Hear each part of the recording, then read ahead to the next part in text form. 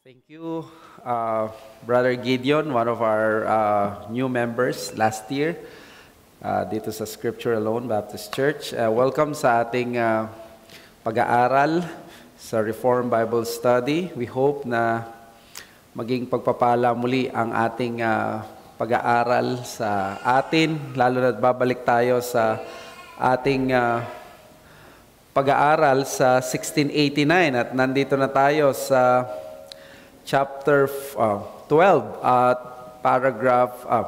chapter 12 part 46. Thank you.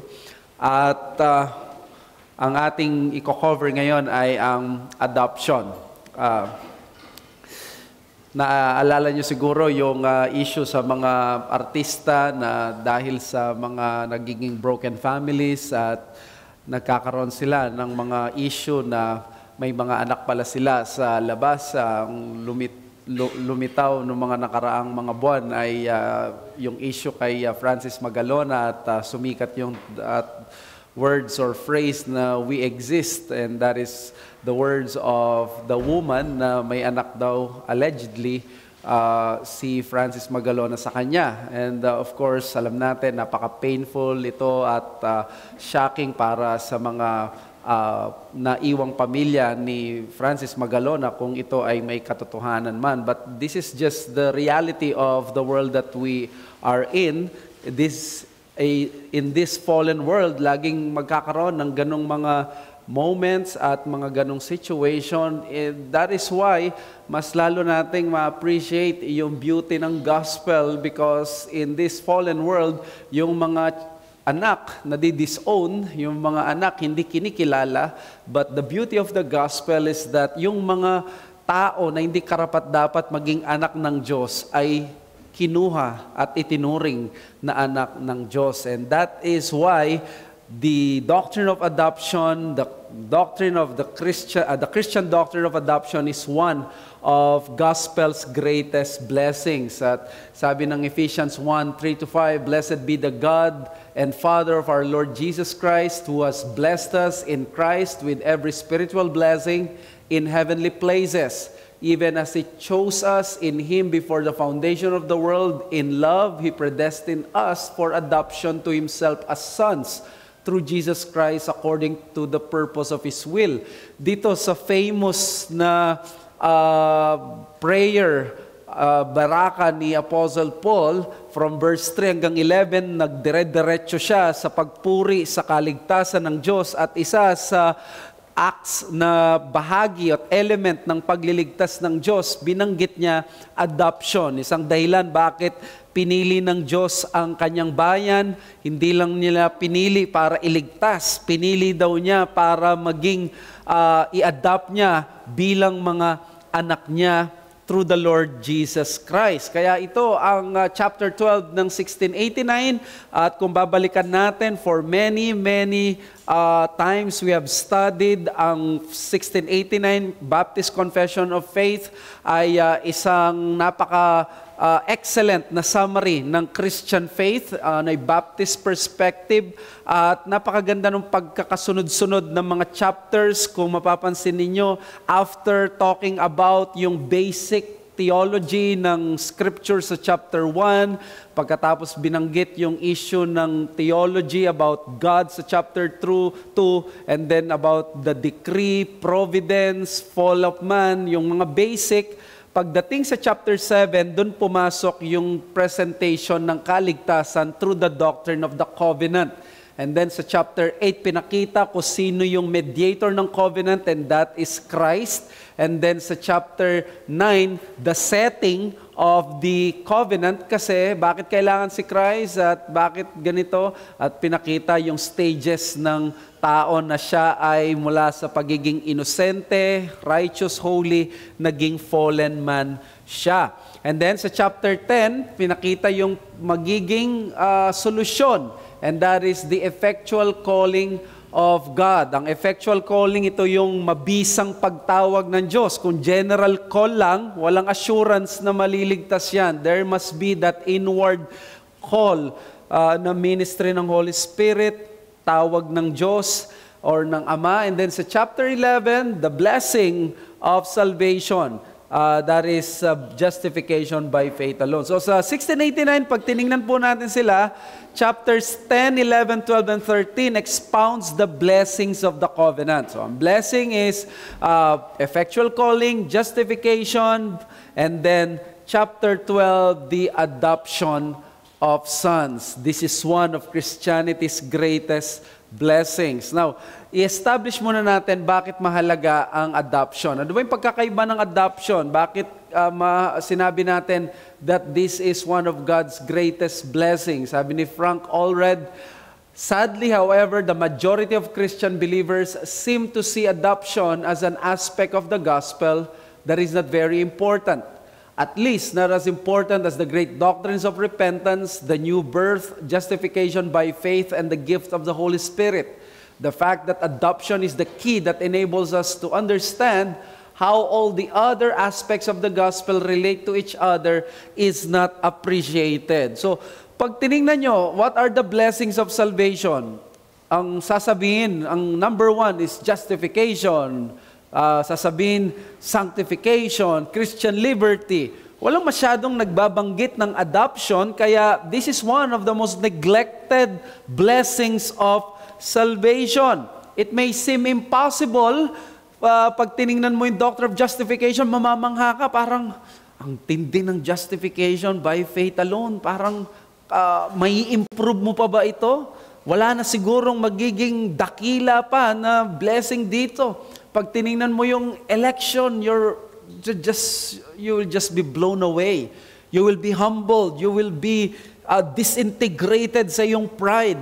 Pag tiningnan mo yung regeneration, mamamangha ka sa pagkilos ng Holy Spirit. Yung justification, mamamangha ka paano yung pagpapawalang sala ng Diyos sa isang makasalanang katulad mo na hindi mo lang nalaman through the Bible, kundi na-experience mo yung sinfulness mo, yet you were justified. But God is a magnificent and limitless God. He has that ability to add another gracious blessing sa salvation natin, and that is the doctrine of adoption. And adoption is different from justification, though we admit and concede that the earlier Christians thought them as identical due to their objective nature. Kasi nga naman, pag pinawalang sala ka, pinatawad ka, tinanggap ka ng Diyos. Yung adoption, pagtanggap din mula sa Diyos. Pero, yung nakita ng mga later Reformed theologians, parang nakita nila may distinction. Although,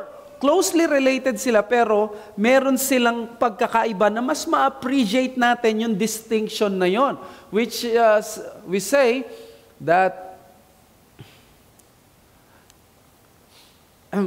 sa point natin is that our salvation is great because God did not only save us from hell. Yun yung justification. Pinawalang sala tayo. We were acquitted in the court of God, whether we should be condemned. We were acquitted, but you see, God gave us His very home and family. That is adoption. So justification is, sabi ng judge, you're forgiven, you're acquitted. Adoption is the judge telling you, now, ikaw na kriminal, napawalang sala ka, dumiretso ka na ngayon sa bahay namin, magiging anak kita, at yung apelyido ko, magiging sayo. Ganito ka-special ang doctrine ng adoption. Kaya sabi ni Wayne Grudem, in regeneration, God gives us new spiritual life within. In justification, God gives us right legal standing before Him. But in adoption, God makes us members of His family. Therefore, the biblical teaching on adoption focuses much more on the personal relationships that salvation gives us with God and with His people. Wow! Ang ganda nung sabi niya, no? Hindi lang pala nasapatan ng Diyos na bigyan ka ng spiritual life. Kasi pwede ka naman niyang bigyan ng spiritual life, manahan ka for all eternity in His presence, like the angels. They are in His presence. They are in the state of glory. Yet, they are not called the children of God in the sense that we are the children of God. Kaya again, si MacArthur, at sabi ni Mayor ni MacArthur, in adoption, God legally places regenerated and justified sinners into His family so that they become sons and daughters of God and thus enjoy all the rights and privileges of one who is member of God's eternal family. So, sa justification, we enjoy the blessings of a free citizen. Sa a citizen who is not under the penalty of the law of the republic, hindi siya yung taong dapat ikulong. Malaya siya. But you see, ang isang taong malaya, pwedeng nandoon siya sa ilalim ng tulay at doon siya nakatira.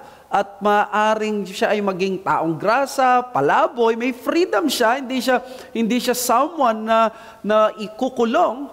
But you see, adoption gives us more dignity because adoption welcomes us into the family of God. So, proper question is, ano daw ang nauna, adoption or regeneration, justification? Well, it's very clear from John chapter 1, verses 12 to 13, that regeneration precedes adoption. Those who believe in Christ have the right to become the children of God. Ayan. So, adoption yung tinutukoy dyan, no? Sa verse 12, yung right dyan is the Greek word exousia, which means karapatan or something na legally ikaw ay nagiging anak ng Diyos. So, justification precedes adoption because it is impossible to think that God would adopt a person who is still under His wrath. So, if there is logical, alam niyo, pag systematic theology, God created us with brains, with minds na nag-think logically. So,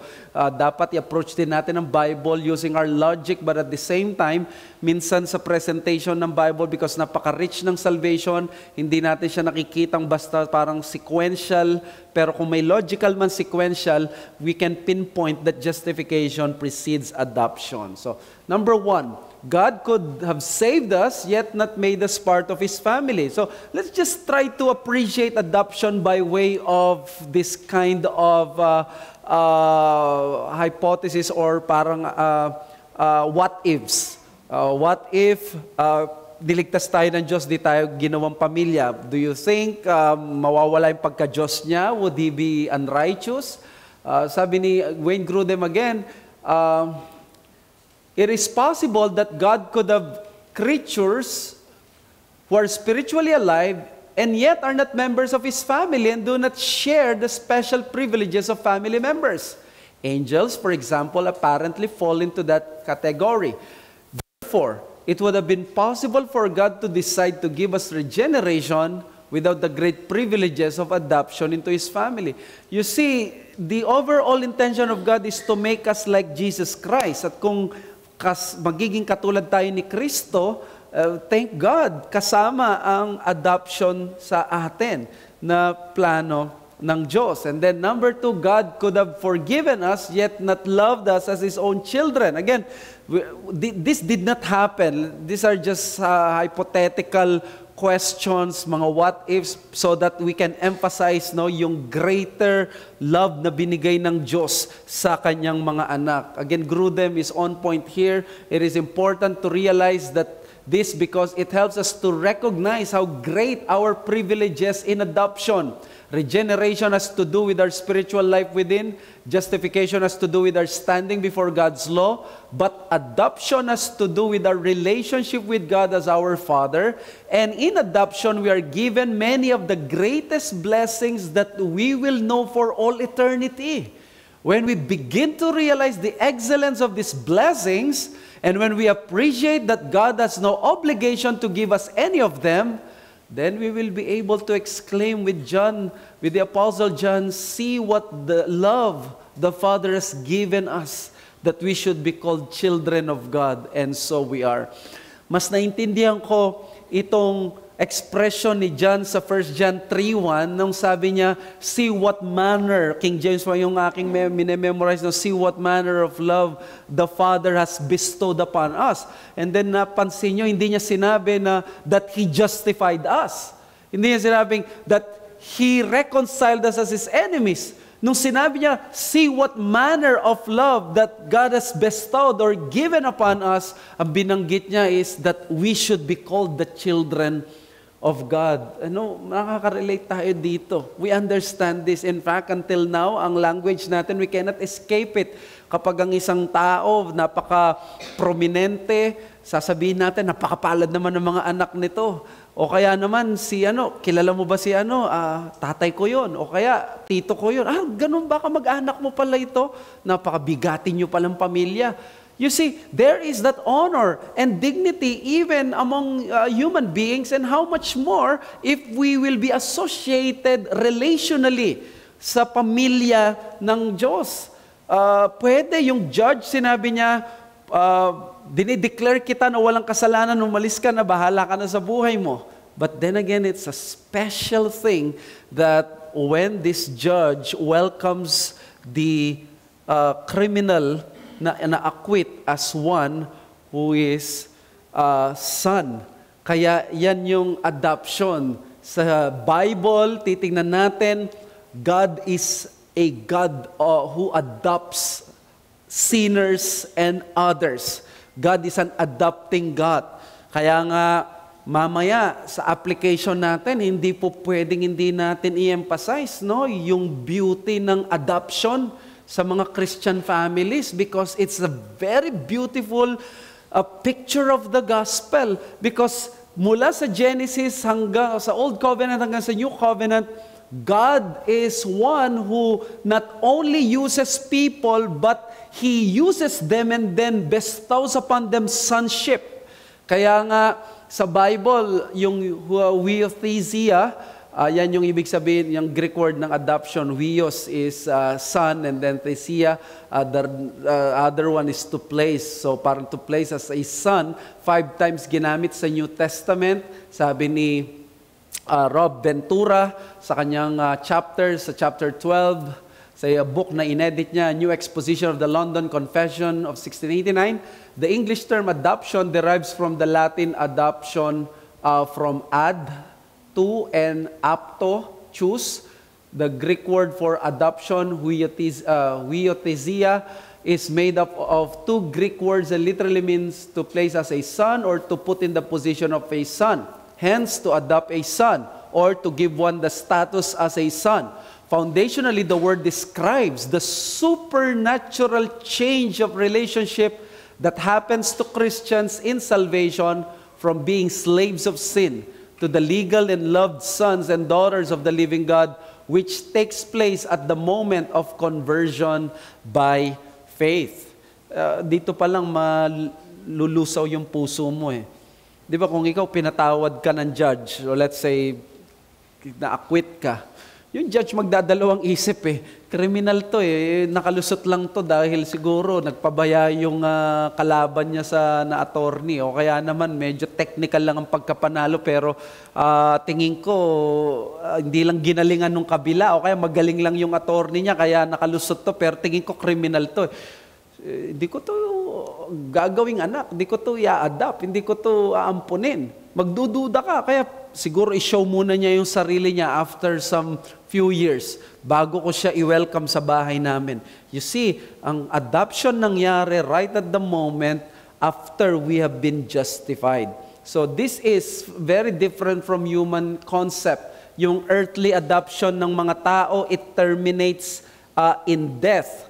Earthly adoption terminates in death. Sabi ni Allred, when the scriptures refer to this great privilege, we are not to think of it as we think about human adoption, the transfer of a child from one family to another, which time will bring to an end.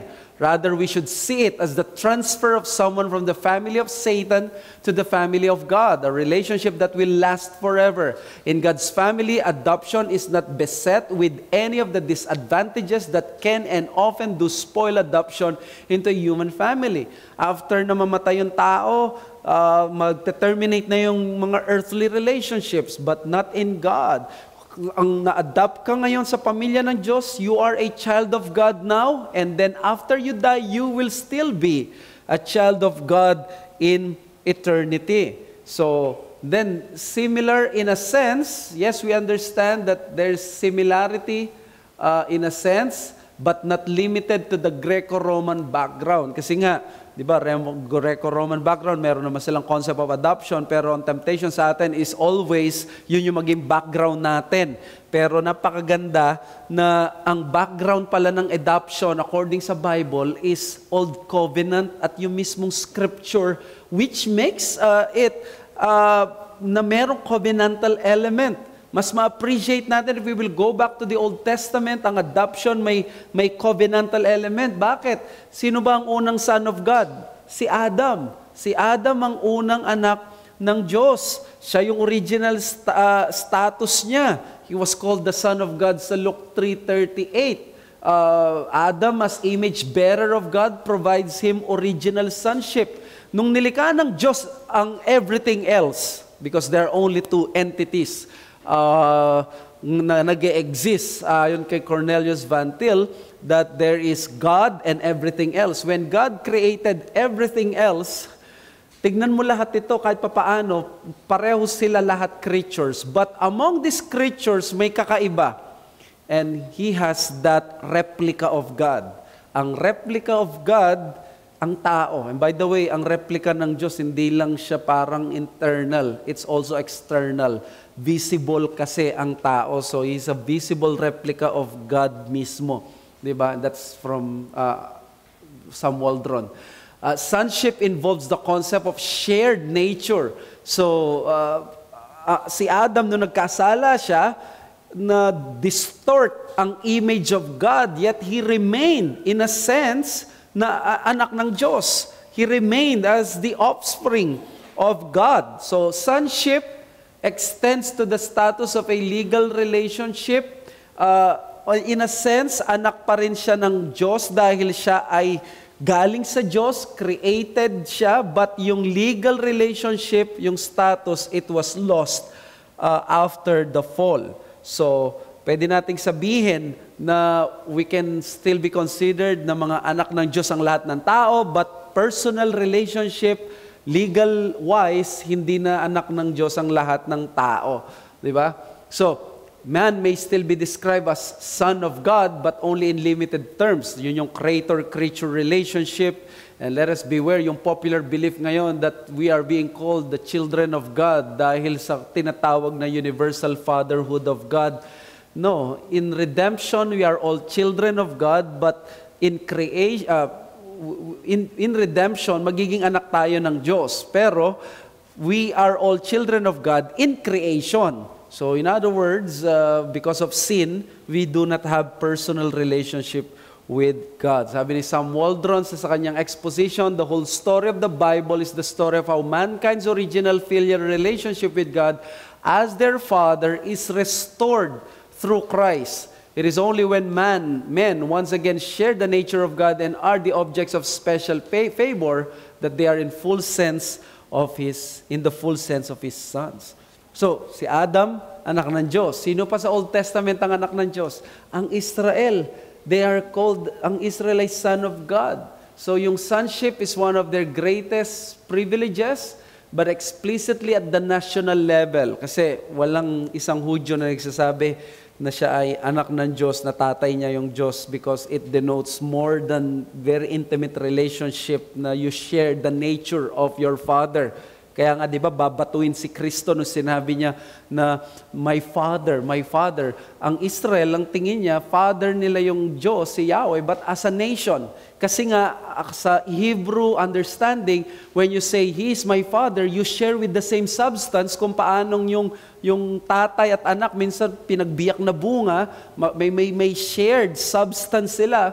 That's why they do not use it on a personal level, national level lamang. So references are always in the context of God helping her, Israel, in helpless condition and bondage. And then this point to the true bondage of men that will be solved by adoption through Christ's accomplishment. So, yan, dalawa na ang ating sons of God sa Bible. Israel, Adam, at sino pa? O syempre, tayo, believers. Sa Romans chapter 8, verses 14 to 16, we are called the children of God. whereby we cry, Abba, Father. So adoption, define natin, is a change in legal status from that of a slave to that of son of God, which takes place by faith at the moment of union with Christ, but will be publicly revealed in resurrection. So tingnan natin yung mga text, mabilis lang. Hebrews 1:5, yan, the origin is God's sovereign love, pinredestined tayo, yan ang pinagmulan ng adoption. Romans 8:15, the spirit of adoption is the one that delivers us from the bondage of sin and law, bringing the adopted children the privilege of filial access to God. Another passage, Galatians 4:6, adoption is the accomplishment of the Son's fulfillment of God's plan of salvation. The adopted is no longer a slave, but a legal son. This is the key text of New Testament for the corporate adoption of the church. And then Romans 8:23, there is a future consummation for the adopted, which is the resurrection of the body. Now take note that Romans 8:14 talks about past and present possession of the Spirit, while Romans 8:23 on the future. So kung adopted ka as the Son of God, ikaw ay nandyan ang Holy Spirit, which is the greatest gift of the new age. Adoption as a dual perspective, legally adopted now, but we will be fully adopted in the parousia. Bakit tayo legally adopted ngayon? Because legal ang adoption. Sometimes you don't feel it. You don't have to feel it. Legal yan. Sa papel, sa mata ng Diyos, adopted ka.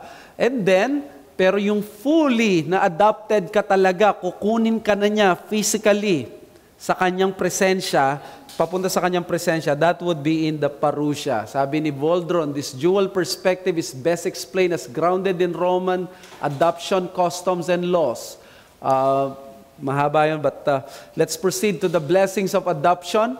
Ang sabi ng ating paragraph 12, chapter 12. There's only one paragraph sa chapter 12. So that is it's enough para ma-unpack yung glorious truths of adoption. All those that are justified, God conferred in and for the sake of His only Son, Jesus Christ, to make partakers of the grace of adoption, by which they are taken into the number and enjoy the liberties and privileges of the children of God.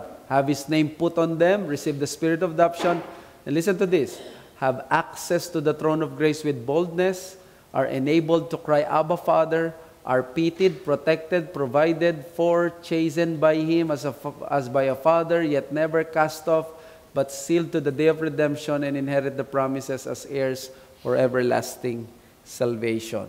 So, look at this. Ang blessing ng adoption is we will have the fatherhood of God. This is different from the fatherhood of God to His Son Jesus. Alam natin na yon ay personal sa Trinitarian, intra-Trinitarian relationship, doon sa pag-condescend ng anak, at iba rin ito sa kanyang creation. This is, yung adoption na tinutukoy natin dito is the family-father relationship of believers, that we belong into the family. At unique ito sa mga believers sa John 1:12-13. Even the Jews only called God as the Father of their nation. But this is what we call the supreme blessing of the New Testament gospel, because sabi dito, see what kind of love the Father has given to us. Now, I understand that the greatest blessing in a sense is union with Christ, because through this union, lahat ng blessing mapupunta sa iyo because of your union with Christ. But then in a sense, ang adoption, this is called, if not the supreme blessing, one of the supreme blessings of the New Testament gospel. Listen to J.I. Packer sa kanyang classic book na Knowing God. You sum up the whole of the New Testament teaching in a single phrase. If you speak of it as a revelation of the fatherhood of the Holy Creator, in the same way, you sum up the whole New Testament religion if you describe it as the knowledge of God as one's Holy Father. If you want to judge how well a person understands Christianity, find out how much he makes of the thought of being God's child and having God as his Father. if this is not the thought that prompts and controls his worship and prayers and his whole outlook in life, it means that he does not understand Christianity very well at all. For everything that Christ taught, everything that makes the New Testament new and better than the Old, everything that is distinctly Christian as opposed to merely Jewish, is summed up in the knowledge of the fatherhood of God. Father is the Christian name for God. And He is correct. He is very right. Isa-sum up mo nga naman sa lahat ng blessing, fatherhood. Kasi pwedeng sabihin kahit ng mga Islamic people, we have God as our Creator, as our Sovereign Lord.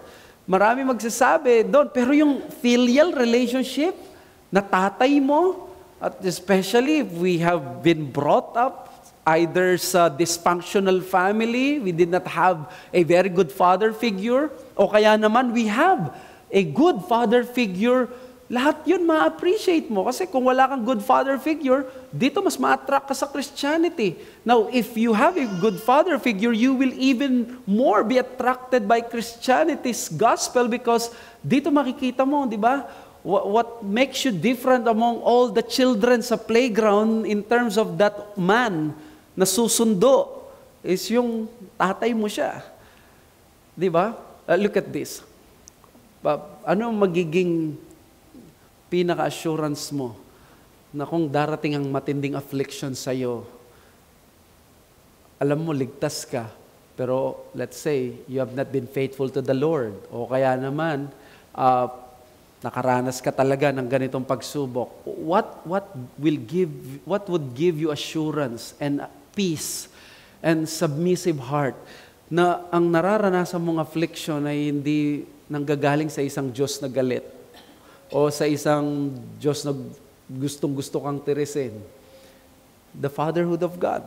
Because you have that assurance that God is your Father, He will never do this to me. Anumang palo ko ngayon, palo ito na medicinal para sa akin, sabi ni Thomas Boston, hindi penal. Yung penal, yung gusto ka talagang parusahan, pero ito, gusto kang i-chastise for your medicinal purpose. Di ba? At pag anak ka ng Diyos, automatic, yung mga blessings, matik sa'yo. Pag justified ka, hindi matik ang adoption. Pwede kang hindi adoption. Pero kung adopted son of God ka, matik, ikaw ay justified. Matik, ikaw ay reconciled. Matik, ikaw ay may Christian liberty. Matik, pag-aari mo kung ano yung pag-aari ng ama mo. You enjoy because you are part of the family. Di ba? Kapag anak ka sa bahay, hindi ka nagpapaalam. Pwede ko bang gamitin itong plato? Pwede ko bang buksan itong ref? Di ba? Sasabihin mo, hindi, parte ka ng pamilya. You don't have to ask permission for those things. That's what makes it so special.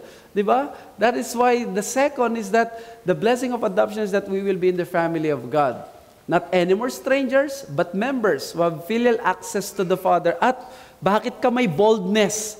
Di ba minsan kahit na sabihin mo, itong mga nakapalibot sa presidente, sasabihin natin, special assistant ito, ito ay mga executive secretary. They have talagang inner circle sila ng presidente, pwede silang may access. Pero alam nyo, one strike lang ng presidente, tapos sila.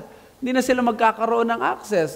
Like kalimbawa, yung Vic Rodriguez na right-hand man ni Bongbong Marcos nung time na siya ay nagsisimula pa lang. Pero ngayon, wala nang access sa inner circle because wala na siya. But you see, that son ng presidente natin, he will always have that access. Not only that access, but boldness in access. In 2019, I preached a sermon sa Reformed Baptist Camp about adoption, and I said that the spirit of adoption is not the spirit of slavery wherein we shudder just on the thought of a holy God and run away from Him because we love sin and darkness. We don't go to God, we stay away from Him. But adoption changes all of that. We now run to Him and cry in desperation, Abba, Father. Abba was the Aramaic for the Greek pater, which means father, an everyday word, a homely family word. Joachim Jeremiah's research into the prayer literature of Judaism, no Jew would have dared to address God. In fact, God was considered to be the father of the whole nation, but not to a particular individual. Therefore, Jesus calling God Abba was extremely unique. Not only that, he did it always except on the cross. That's why when Jesus taught his disciples to pray and call God our Father, he empowers them to speak to their Heavenly Father literally as the small child speaks to his father in the same confident and childlike manner. In other words, Judaism did not encourage intimacy, but the doctrine of adoption provides it.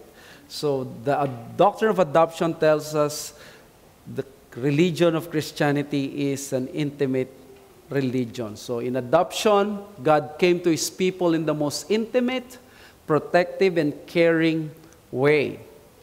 And then, not only a creator, but a father who cares, pity, protection, and provision. So the encouragement to trust God in his identity of a caring father. So, sabi ni Allred, this is because the adopted child is the subject of the father's never-ending care. The prophet Isaiah tells us that when God's afflicted people were beginning to feel that he had forsaken them, he puts this question to them: can a mother forget the baby at her breast and have no compassion on the child she has born? The Lord answers his own question. Though she may forget, I will not forget you. God was reminding his people that it is natural for a mother to have compassion on her own child, even though she may be occasionally forgetful. God never forgets. His compassion never fails. Last na lang, there is no more punishment but fatherly chastisement.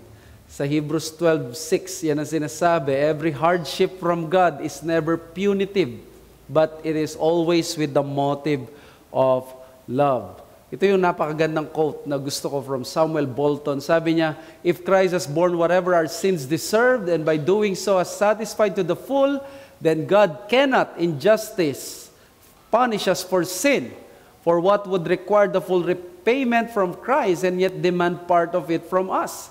God does not chastise us as a means of satisfaction for sin, but for rebuke and caution, to bring us to mourn for sin committed and to beware of the like.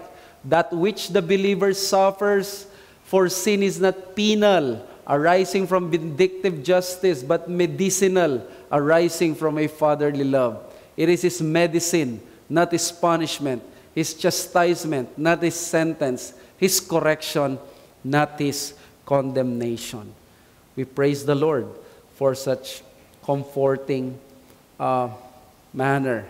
And then there's no more threat of wrath, but promise of preservation, that we will never be cast off.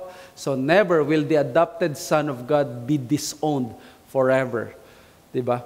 Yung sarili mong anak daw, pwede siyang ma-disown. But there was a law yata, if I'm not mistaken, sa Romans, that you cannot disown an adopted child.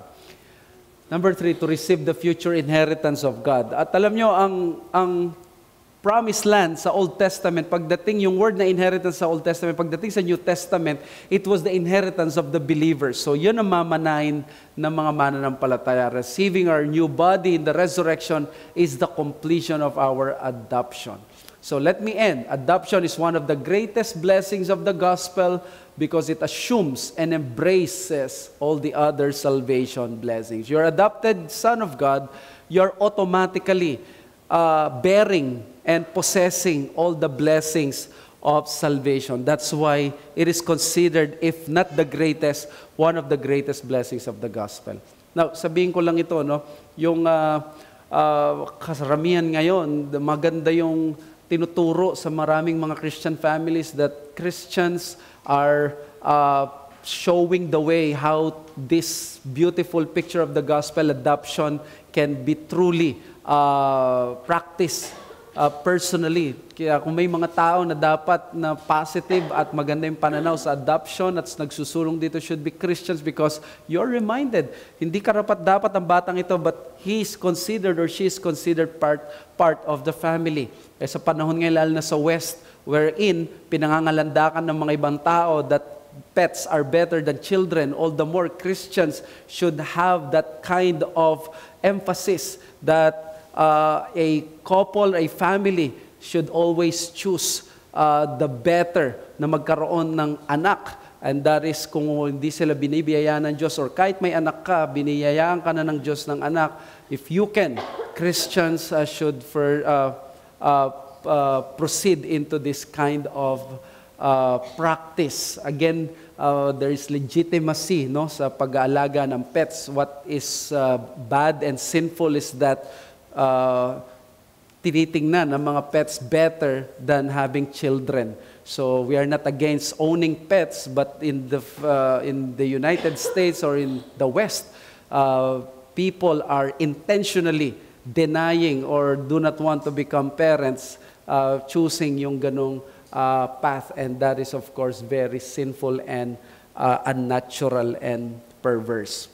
So let us pray as we end our lesson. Thank you, Father, for reminding us of the beauty of the doctrine of adoption. Kami ay hindi karapat-dapat, but tinuring mo kaming anak mo.